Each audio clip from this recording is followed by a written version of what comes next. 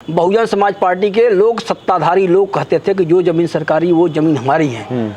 और समाजवादी पार्टी की सरकार होने के बाद कहा जाता था कि जो ज़मीन खाली है वो ज़मीन हमारी है। नमस्कार, गोरखपुर लाइव देख रहे हैं आप। मैं हूं आपके साथ आयुष द्विवेदी। हमारे साथ हैं बीजेपी के नेता सज्जन मणि त्रिपाठी जी। सज्जन जी, गोरखपुर लाइव में आपका स्वागत है। धन्यवाद। सवालों पर आते हैं। देवरिया के विधायक जी बीजेपी से आते हैं और आप भी बीजेपी से हैं। 3 बार से आप दावेदारी की, आपको टिकट नहीं मिला। क्या लग रहा है इस बार चुनाव में? देखिए, जो 3 बार आपने कहा है, लगातार 3 बार से भारतीय जनता पार्टी के ही विधायक रहे हैं। नहीं, आपके विषय पर ही मैं आता हूँ जी। इस बार भी उपचुनाव हुआ है। दुखद हुआ था कि स्वर्गीय जन्मेजय सिंह जी एक्सपायर हुए। उसके बाद उपचुनाव हुआ। उपचुनाव में सत्यप्रकाश मणि जी को, जो वर्तमान विधायक हैं, उनको मौका दिया पार्टी ने। वो आज विधायक हैं। मुझे भी पार्टी ने बहुत कुछ दिया है, ऐसा नहीं है। नहीं, सवाल यह है कि आप 3 बार से लगातार दावेदारी कर रहे हैं। ठीक है। आपका अच्छा खासा जनाधार है। ठीक है। क्या कारण है कि पार्टी आपके बारे में सोच नहीं पा रही है? अब ये मैं कैसे, सोचने पर आप मजबूर नहीं कर पा रहे हैं? ये मैं टिकट किसी और को मिल जा रहा है। मैं पार्टी का एक सामान्य कार्यकर्ता हूँ जी। मैं बाल्यकाल का स्वयंसेवक रहा हूँ। सन 85 में मैं शाखा लगाता था और तब से लेकर के आज तक मैं भारतीय जनता पार्टी का कार्य कर रहा हूँ। आपने चूंकि 3 बार का कहा है, लेकिन हमारे जो आयु है वो समझ लीजिए, जो संघ आयु है 36 साल की है। तो ऐसा नहीं है कि, और पार्टी ने मुझे बहुत कुछ दिया भी है। 2014 में पार्टी से पहले पार्टी हमको प्रदेश का, मैं युवा मोर्चे में प्रदेश का सह संयोजक था। उसके बाद खेलकूद प्रकोष्ठ में प्रदेश का सह संयोजक बना। फिर उसके बाद समाज कल्याण में प्रदेश का सह संयोजक बना। फिर पार्टी ने मुझे जिले में आजीवन सहयोग निधि का प्रमुख बनाया। और जब आजीवन सहयोग निधि का प्रमुख बनाया तो उस समय गोरखपुर क्षेत्र में सबसे सर्वाधिक धनराशि मैंने वहाँ से संकलित की थी। पार्टी को लगा कि मैंने अच्छा कार्य किया है तो पार्टी ने मुझे जिले का उपाध्यक्ष बनाया। और पार्टी के ने जिले का उपाध्यक्ष बनाया। उसके बाद हमको गोरखपुर क्षेत्र में जिले का उपाध्यक्ष होते हुए मुझे गोरखपुर क्षेत्र में जो संगठन में आर्थिक पक्ष का जो कार्य था वो पार्टी ने मुझे दिया। संगठन में, एक सेकंड जरा सुन लीजिए, आर्थिक पक्ष का कार्य दिया। और उस आर्थिक पक्ष के कार्य को मैंने किया। एज ए जिला उपाध्यक्ष रहते हुए मेरा कार्य अच्छा रहा, इस नाते पार्टी ने मुझे क्षेत्र का उपाध्यक्ष बना दिया।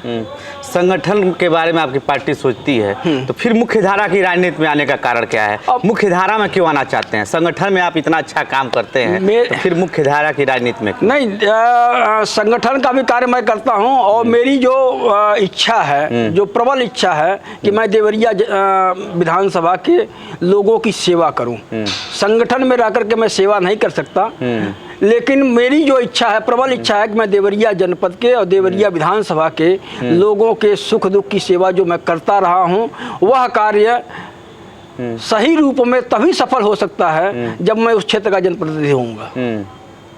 अच्छा, रोजगार सबसे बड़ी समस्या है। सर्वाधिक युवा जो है पलायन करते हैं देवरिया से। शिक्षा का स्तर एकदम नीचे है। क्या कहना चाहेंगे? भारतीय जनता पार्टी की सरकार है केंद्र में भी और राज्य में भी, उसके बावजूद देवरिया के युवा पढ़ाई करने के लिए देवरिया न जाकर दूसरे प्रदेशों में या दूसरे जनपदों में पलायन करते। इसका कारण क्या है? देखिए, ऐसा नहीं है। एक तो देवरिया जनपद 16 मार्च 1946 को बना था, गोरखपुर से कट के। हमारी सरकारें पहले नहीं रही हैं। तो जो पहले की सरकारें थी उन लोगों को यह सोचना चाहिए था कि यहाँ पे भी उच्च शिक्षा के शिक्षण संस्थान होने चाहिए, जो गोरखपुर देवरिया में नहीं बने। और जो सर्वाधिक घनत्व है, डेंसिटी जो है, कम क्षेत्रफल में ज़्यादा आबादी जो है, वो देवरिया जनपद में मेरे ख्याल से है। तो जब ज़्यादा आबादी है, ज़्यादा जनसंख्या है, तो जो संसाधन वहाँ पे हैं वो स्वाभाविक रूप से कुछ कम पड़ते होंगे। और बाकी जो कुछ अपने समृद्ध समझता होगा, जो अपने को समृद्धशाली समझता होगा, वो जरूर ये सोचेगा कि हम गोरखपुर में जाएं, हम लखनऊ में जाएं, हम इलाहाबाद में जाएं, हम दिल्ली में जाएं शिक्षा ग्रहण करने के लिए। तो ऐसा नहीं है कि वो भाजपा की सरकारों ने ऐसा किया है कि वहाँ पे लोग जाने वाले हैं। जहाँ तक आपने कहा कि पलायन का, जो पलायन रुका है, जो सर्वाधिक पलायन रुका है, वो भारतीय जनता पार्टी की। मेरे प्रदेश के यशस्वी मुख्यमंत्री परम पूज्य योगी आदित्यनाथ जी महाराज की सरकार में वह पलायन रुका है। वह पलायन इसके पहले बहुत था, मोदी जी की सरकार से भी पहले सर्वाधिक था, लेकिन मोदी जी की सरकार केंद्र में बनने के बाद और उत्तर प्रदेश में परम पूज्य योगी आदित्यनाथ जी के महाराज जी की सरकार बनने के बाद वह पलायन आप पता करिएगा, आप वह पलायन हमारा घटा है। आपकी सरकार धर्म का प्रचार प्रसार ज़्यादा करती है और देवरिया को कहा जाता है देव की भूमि, और देव की भूमि में धर्म का प्रचार प्रसार और आपकी सरकार है, लेकिन कुछ दिखता है नहीं। देखिए, हमारी पार्टी धर्म की राजनीति नहीं करती। नहीं करती है? नहीं। हाँ। मेरी पार्टी धर्म की राजनीति नहीं करती है। ये जो आप लोग कह रहे हो धर्म की राजनीति करना, राजनीति मेरा पार्टी के धर्म का काम नहीं है। हाँ। पार्टी जो हिंदू जो लोग हैं या किसी भी वर्ग के लोग हैं, उनको अपने धर्म के प्रति सजग करती है, सजग करने का कार्य करती है। मेरी पार्टी धर्म की राजनीति नहीं करती है। और जहाँ तक आपने कहा है कि नहीं वो मेरी पार्टी धर्म के बारे में करती क्या है, तो मेरी सरकार से मतलब इसी पूज्य योगी जी महाराज की सरकार से पहले दुग्धेश्वर मंदिर पे कोई निर्माण कोई विकास का कार्य अलग से नहीं हुआ था। लेकिन यही हमारी योगी जी की सरकार बनने के बाद आप दुग्धेश्वर मंदिर पे चले जाइए, कमलेश पासवान जी सांसद हैं, वो हैं हमारे पूज्य योगी जी मुख्यमंत्री हैं, जयप्रकाश जी विधायक वहाँ मंत्री हैं। इन लोगों के प्रयास से वहाँ पे भी निर्माण कार्य हुआ है, विकास कार्य हुआ है। देवरिया में हनुमान मंदिर है, हनुमान जी का मंदिर है, बहुत प्रचलित और बहुत दिव्य स्थान हम लोगों के लिए है। तो हनुमान मंदिर पे तमाम विकास के कार्य हुए हैं। अभी सोहनाग धाम में एक परशुराम जी का मंदिर है। अभी आज के पेपर में ही आया है कि 5.5 करोड़ रुपया मेरी सरकार ने सैंक्शन किया है उसके विकास के लिए। तो ऐसा नहीं है कि मेरी सरकार जो है वो ये हमारे मंदिरों के आधुनिकीकरण के, मंदिरों के विकास के लिए कोई कार्य नहीं कर रही है। मेरी ही सरकार कर रही है। समाजवादी पार्टी की सरकारों में मंदिरों का विकास नहीं होता था। समाजवादी की सरकार में शमशान घाट का विकास नहीं होता था। समाजवादी पार्टी के सरकार में मदरसों का विकास होता था। उनके जो जहाँ दफन किए जाते हैं उस पर विकास किया जाता था। अभी आप कह रहे थे हम लोग धर्म की राजनीति नहीं करते हैं। अभी तो धर्म की राजनीति अभी आप ही के मुंह से निकला ना। नहीं, अभी आप ही के मुंह से मैंने ये कहा धर्म का प्रचार प्रसार। आपने ये कहा कि नहीं वो आप मंदिरों में कहीं कोई काम नहीं किए। देवरिया देवभूमि है, देवभूमि आपने कोई काम नहीं किया। जी बिल्कुल। तो मैंने आपको बताया कि देवभूमि पे कार्य तो भाजपा की सरकार ने किया है। तो मंदिर मस्जिद और कब्रिस्तान की बात कहाँ से आ गई? तो नहीं सुनिए, तो आपने ये कहा कि मतलब आपने ये कहा तुलना की बात की ना कि मतलब आपकी सरकार तो कुछ करती नहीं है। तो मैंने कहा कि मेरी सरकार तो मंदिरों के लिए करती है। मेरे से पहले की जो सरकारें हैं वह तो केवल कब्रिस्तानों के लिए करती है। कब्रिस्तान को करना गुनाह है क्या? नहीं। अगर कब्रिस्तान के लिए पिछली सरकारों ने किया तो ये गुनाह थोड़े है। गुनाह नहीं, सरकार तो सबकी होती है ना। गुनाह नहीं है। लेकिन जो प्रदेश का मुख्यमंत्री होता है, मुखिया होता है, वह 22 करोड़ आबादी का मुखिया होता है। 22 करोड़ आबादी का मुख्यमंत्री होता है। क्या 88% और क्या 82% हिंदू समाज है, तो उसके धार्मिक स्थल का विकास नहीं होना चाहिए? बिल्कुल होना केवल चाहिए। 12% का विकास होना चाहिए। 12% को आप छोड़ दिए ना? नहीं, हम कहाँ छोड़े हैं? अभी आप अरे हम कहाँ छोड़े, कहाँ हैं? क्या कर दिए जरा बता दीजिए। तो सबका साथ 12% में आप 12% वाले लोगों ने क्या कर दिया? आपने ये बताइए कि मदरसों को जो अनुदान देना था, मदरसों को जो मान्यता देने का कार्य किया था, किसने शुरू किया था? अब आप बता दीजिए हमको। अटल जी ने शुरू किया था। मदरसों को फंडिंग करने के लिए, गवर्नमेंट की फंडिंग करने के लिए किसने शुरू किया था? अभी मदरसों में केवल उर्दू की पढ़ाई नहीं होगी, वहाँ पे भी क्या नाम है, मैथ की पढ़ाई होगी, वहाँ भी केमिस्ट्री पढ़ाई होगी, वहाँ पे भी फिजिक्स की पढ़ाई होगी। ये हमारी सरकार ने किया है, ये समाजवादी सरकार ने नहीं किया। किसानों पर आते हैं। ठीक सज्जन जी, आपको नहीं लगता किसान नाराज हैं? देवरिया की मैं बात करूं तो 6 चीनी मिलें थी। अभी आपसे आप कैमरा बात हो रहा था, जब कुशीनगर और देवरिया जब एक में थे तो समाहित थे तो 16 चीनी मिले थी।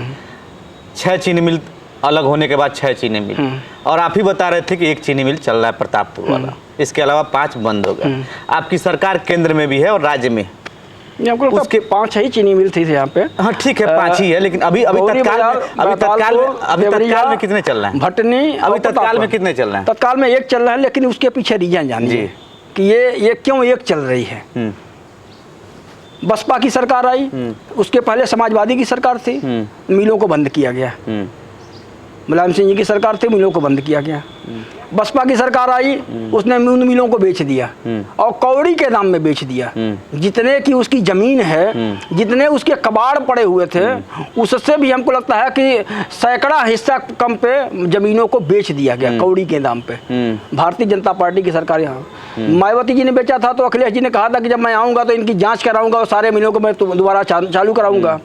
5 साल, एक सेकंड 5 साल अखिलेश जी सरकार चले गए, कोई मिल पे कोई कार्रवाई नहीं हुई, कोई पकड़ा नहीं गया, कोई जेल नहीं गया और वो वैसे के वैसे ही रह गया। 5 साल सरकार बीत गई। लेकिन आज जब भारतीय जनता पार्टी की सरकार बनी है, तो इस भारतीय जनता पार्टी की सरकार में उन मिलों पे जिन लोगों ने कौड़ी के दाम पे खरीदा है उनके ऊपर FIR करके और कोर्ट में मुकदमा चल रहा है। इस सरकार में क्योंकि कोर्ट में मुकदमा, वो सरकार नहीं, ऐसा नहीं है कि सरकार उसको निर्णय कर सकती है, वह कोर्ट में है। तो यदि कोर्ट में है, कोर्ट का निर्णय आएगा तो यह तय जानिएगा जिस दिन वह मिल आ जाएगी, उत्तर प्रदेश सरकार की ज़मीनों के कब्जे में वो ज़मीनें आ जाएंगी, उन सारी मिलों ज़मीनों पर इसी योगी जी की सरकार में या इसी भारतीय जनता पार्टी की सरकार में पुनः देखिएगा पुनः मिलें चालू होंगी।